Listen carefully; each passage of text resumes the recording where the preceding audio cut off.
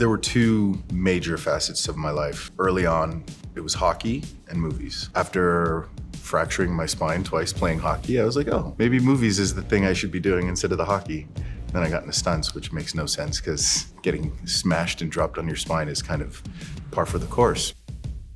TFS gave me a great outline of what to expect and what to do in terms of being a professional actor, or how to just do the work. I just felt like I was in the right place and I hadn't even started yet. Since the teachers at TFS are working actively in the industry, the knowledge that I received was up to date. So when I stepped on set for the first time on a big union show, I knew exactly what I was doing. I knew what to anticipate, I knew where to be.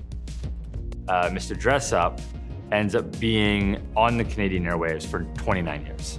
And they make over 4,000 episodes of the show. It's very beautiful, and it was very challenging. My role was, I'm credited as the assembly editor, additional picture editor, and we had a post team of, I think, like 9 people. It was really just going through all the episodes. Working with Riz Ahmed and Jesse Buckley definitely showed me what a professional looks like, taught me what a professional looks like on set. They were very open, they didn't like talk about themselves too much, which was a little bit of a bummer because I wanted to learn as much as I could, but they'd always direct it. But you know, they're working and we're all working. And I come from a family on my dad's side of lawyers and teachers. There was a part of me that would be unfulfilled because there was an artist that needed an outlet. Elliot is a master at his craft. It was so cool coming to work every day to get to watch Elliot perform. Never would I have thought, you know, I graduated from Toronto Film School 7 or 8 years ago,